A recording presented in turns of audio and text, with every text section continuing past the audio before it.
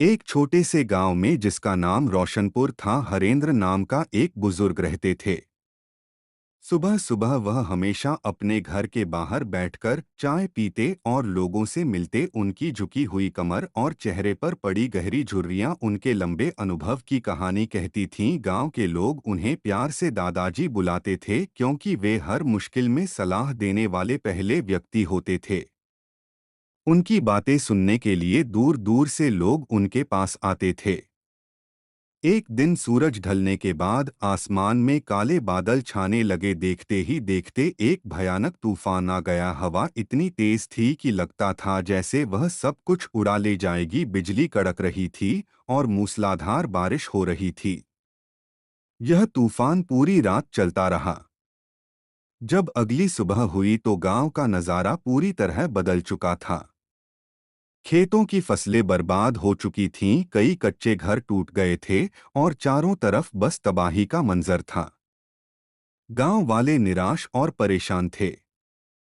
सरपंच के घर के सामने सब इकट्ठा हुए और एक दूसरे से पूछ रहे थे, अब क्या होगा? हमारी फसलें तो बर्बाद हो गईं। साल भर क्या खाएंगे? गांव का एक नौजवान जिसका नाम रवि था, गुस्से में बोला, सरकार से मदद मांगते हैं। ये अकेले हमारे बस की बात नहीं है। तभी हरेंद्र दादाजी ने सबको बुलाया और एक पीपल के पेड़ के नीचे बैठकर बोले, घबराओ नहीं मेरे बच्चों। अगर हम सब छोटे छोटे कदम मिलकर उठाएंगे तो बड़ी से बड़ी मुश्किल आसान हो जाएगी। हरेंद्र दादाजी ने एक लंबी सांस ली और बोले, रवि तुम ठीक कहते हो कि यह मुश्किल अकेले हल नहीं होगी। लेकिन हमें सरकार का इंतजार करने की बजाय खुद ही शुरुआत करनी होगी। उन्होंने गांव के सबसे बुजुर्ग किसान रामू काका को बुलाया और उनसे कहा, काका आप सबसे अनुभवी हैं। आप यह बताइए कि सबसे पहले क्या करना चाहिए? रामू काका ने गहरी सोच में डूबकर कहा, दादाजी सबसे पहले हमें खेतों की मिट्टी को फिर से तैयार करना होगा। तभी उसमें नई जान आएगी। यह सुनकर हरेंद्र दादाजी ने गांव के बच्चों को इकट्ठा किया और उन्हें बीज बोना सिखाया। यह सिर्फ बीज नहीं है, यह हमारी उम्मीद है। उन्होंने बच्चों को समझाया, जैसे तुम इन बीजों को मिट्टी में बोओगे, वैसे ही तुम अपने मन में भी उम्मीद बो रहे हो। गांव के बड़ों को उन्होंने खेतों की देखभाल का तरीका बताया और सबसे कहा कि वह अपनी अपनी जिम्मेदारी बांट लें। अब सब लोग मिलकर काम करने लगे। गांव का हर इंसान अपने हिस्से का काम कर रहा था। रवि, जो पहले निराश था, अब सबसे आगे था। वह सबसे भारी पत्थर हटा रहा था और मिट्टी को समतल कर रहा था। औरतें छोटे छोटे पौधे लगा रही थीं और बच्चे खुशी खुशी पौधों को पानी दे रहे थे। यह सिर्फ काम नहीं था, यह एक उत्सव बन गया था। एक दूसरे का हाथ बंटाकर उन्होंने खेतों को फिर से हरा भरा कर दिया। कुछ दिनों बाद जब छोटे छोटे पौधे मिट्टी से बाहर आए तो सबके चेहरे पर एक नई चमक थी। यह चमक थी उम्मीद की। देखते ही देखते गांव में फिर से हरियाली लौट आई और लोगों के चेहरे पर मुस्कान आने लगी। एक शाम हरेंद्र दादाजी ने सबको इकट्ठा किया और बोले, यह तुम सबकी मेहनत का नतीजा है। याद रखो, जिंदगी में धैर्य और सहयोग ही सबसे बड़ी ताकत है। उनकी यह बात सबके दिल में बस गई और गांव फिर से खुशहाल हो गया। लोग अब अपनी परेशानियों का हल खुद ही मिलकर निकालने लगे थे।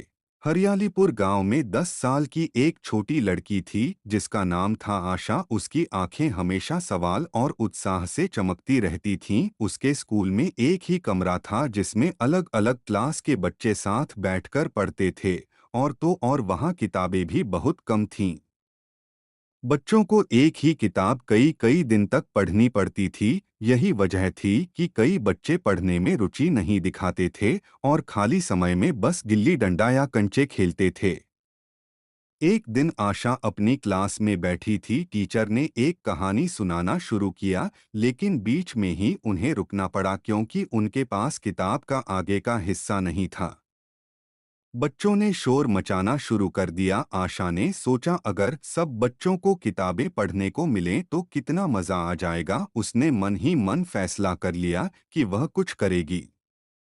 अगले दिन आशा अपने घर के पड़ोस में रहने वाली सुनीता चाची के पास गई। चाची, आशा ने कहा, आपके पास कोई पुरानी कहानी की किताब है क्या? मेरे स्कूल में किताबें बहुत कम हैं। सुनीता चाची ने मुस्कुराकर अपनी अलमारी से एक मोटी सी पुरानी किताब निकाली और कहा, यह लो, इसमें राजा रानी और परियों की बहुत अच्छी कहानियां हैं। आशा ने उसी तरह से अपने पड़ोसियों से और किताबें मांगी।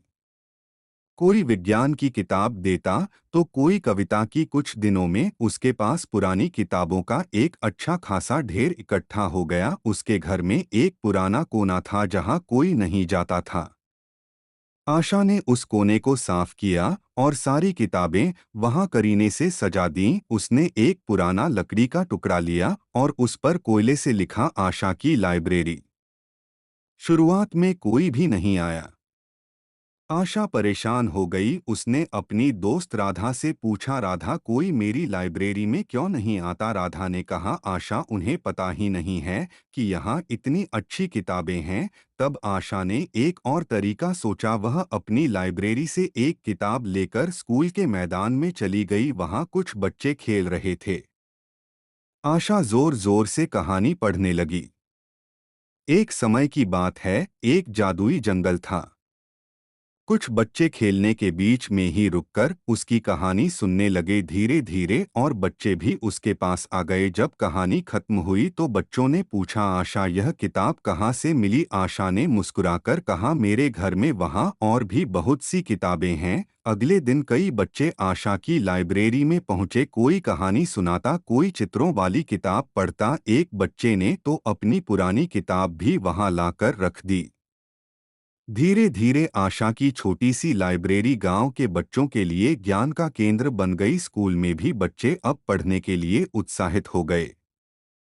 जब टीचर ने यह देखा तो वह बहुत खुश हुए। उन्होंने आशा से पूछा, आशा, तुमने यह सब कैसे किया? आशा ने मुस्कुराकर कहा, टीचर जी, छोटी सी कोशिश भी बड़ा बदलाव ला सकती है। उसकी यह बात सबके दिल को छू गई। गांव में पढ़ाई का एक नया माहौल बन गया। आशा की लाइब्रेरी सिर्फ एक जगह नहीं थी, बल्कि यह साबित करती थी कि एक छोटे से विचार से भी एक बड़ा बदलाव लाया जा सकता है। हमारे चैनल का नाम है सुभाष कैथल एआई। जरूर सब्सक्राइब करें।